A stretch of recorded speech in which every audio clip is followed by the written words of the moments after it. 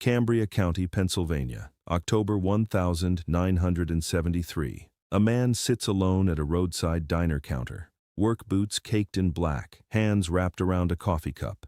He stares at the steam rising from it like it owes him an answer. His name is Ray Doyle, 51 years old, third-generation miner. He has just been told the Blacklick Creek shaft is closing, permanently, 32 years underground. Gone in a single sentence from a man in a suit who drove in from Pittsburgh and drove back out before lunch.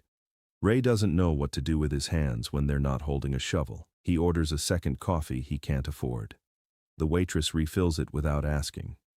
She's seen this face before. Half the county wears it now. The door opens. A man in a plain jacket walks in. No fanfare. No entourage.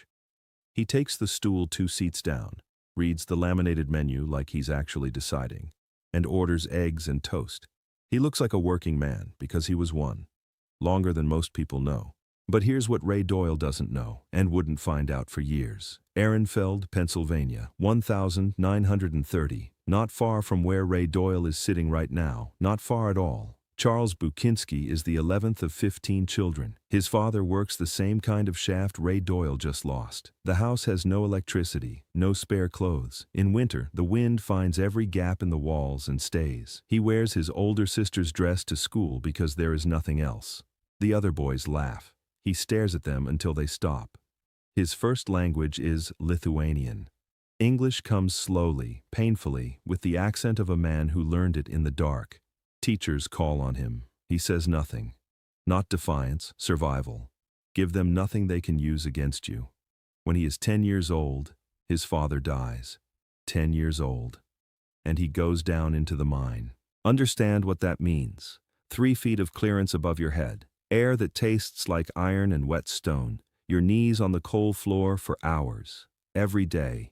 A boy learning that the world has weight, and that weight is not metaphorical. It sits on your chest, it gets inside your lungs and never fully leaves. He works the mine until the war takes him somewhere else. He enlists, becomes a tail gunner on a B-29 superfortress over the Pacific. 25 combat missions, every one of them a coin flip. He never talks about it after. Not once. Not to journalists. Not to directors. Not to anyone. He lands every time. He comes home. He looks at the mine.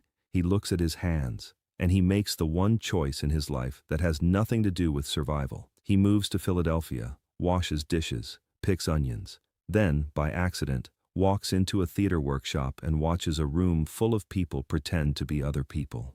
Something shifts, not ambition, just one cold, clear thought. If I can do this, I never have to go back. He is terrible at first. His accent is thick as mine dust. His body moves wrong.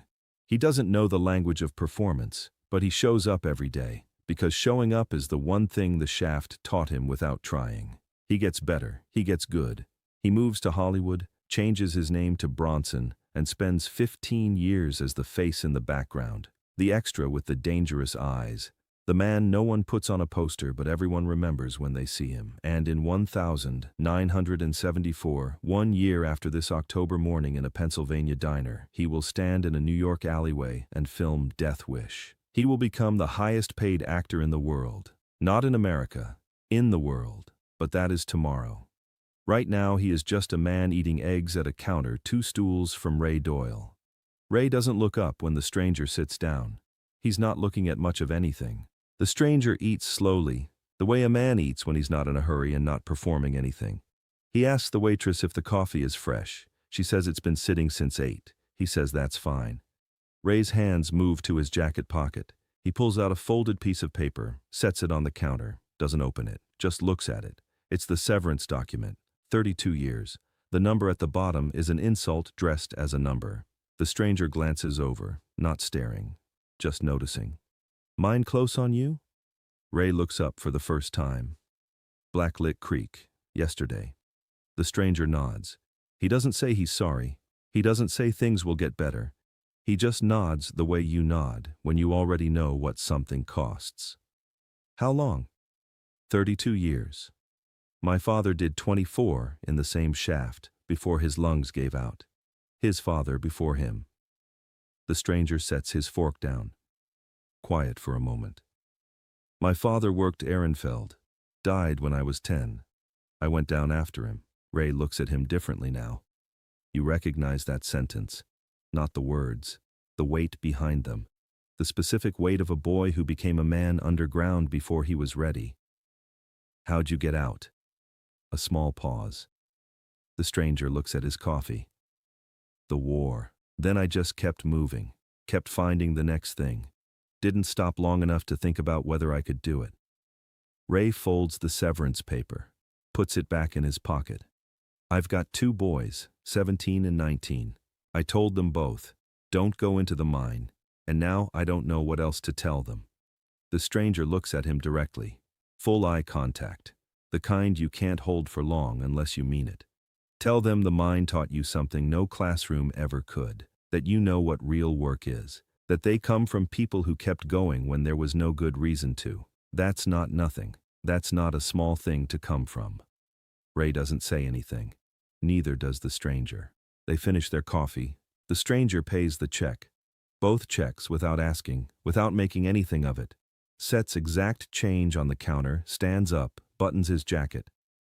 Good luck to you. You too. The door closes. Ray sits there another few minutes. He doesn't know the man's name. He never asks. The waitress doesn't say. He drives home, tells his boys what the stranger told him, not word for word, but close enough that it lands. 3 years later, Ray's older boy, Danny, is working a construction job outside of Pittsburgh. One evening, he drives past a movie theater. The marquee reads, Death Wish.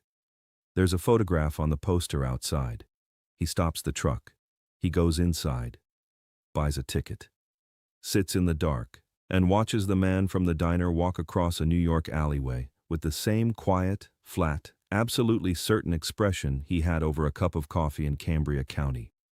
He calls his father that night. Dad, the man in the diner, the one who paid for your coffee. Do you remember what he looked like? Ray describes him. Plain jacket, quiet, eyes that had seen something. That was Charles Bronson. A long silence. Ray thinks about that for a moment. The man who came from Ehrenfeld. The man who went down the same shafts his own father and grandfather went down. The man who got out and kept moving and never stopped long enough to think about whether he could do it. He doesn't say he's impressed. He doesn't say he wishes he had asked for a name or a photograph. He just says, he paid for my coffee. Like, that was the whole point. Because it was. But wait. Here's where it gets even more remarkable. The man who sat at that counter and paid a stranger's check without fanfare. That same man was one of the most privately loyal human beings Hollywood ever accidentally produced. His wife, Jill Ireland, an actress, brilliant. His equal in every room they walked into together. They were an odd couple to the industry's eye, the stone-faced miner's son and the woman who could hold any room with a sentence. But they held each other for 20 years without making a performance of it. In 1984, Jill is diagnosed with breast cancer. He does not call a publicist. He does not release a statement. He sits down beside her and does not leave. For years, he is her constant, her guard. He uses his name, the name he built out of coal dust and combat missions and 15 years of background roles, to fund research, to push people to take the disease seriously. He uses the voice he almost never uses. She passes in 1,990. He never turns it into a story. He carries it the way the mind trained him to carry everything, without showing you the weight, with his spine straight. Into his 60s and 70s, he keeps working. He doesn't do press junkets or Hollywood dinners. He lives on his ranch in Vermont like a man who earned the right to be left alone and intends to use it. Journalists leave his interviews with less than they came with. He speaks in sentences so short they feel like statements from a court proceeding. Final, not hostile, just complete.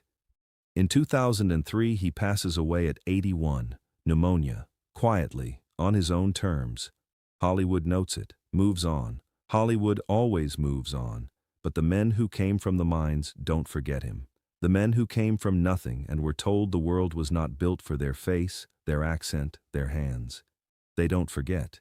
Every film in the vigilante genre that has dominated cinema for 50 years, Taken, John Wick, The Equalizer, Man on Fire, exists because Charles Bronson stood in an alleyway at 53 and proved that audiences don't want perfect, they want real. He made 5 Death Wish films, appeared in over 70 movies, was the #1 box office draw on 3 continents simultaneously.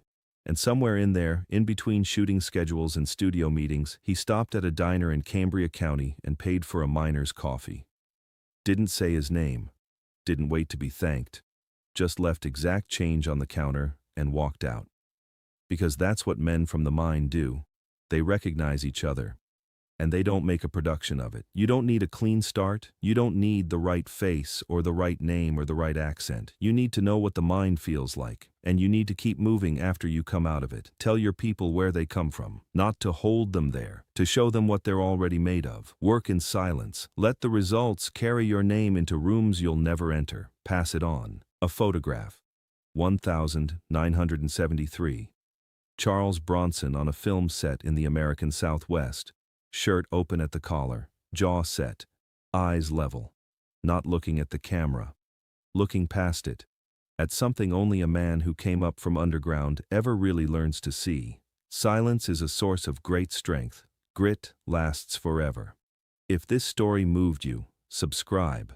Hit the bell. Drop one word in the comments that describes Charles Bronson.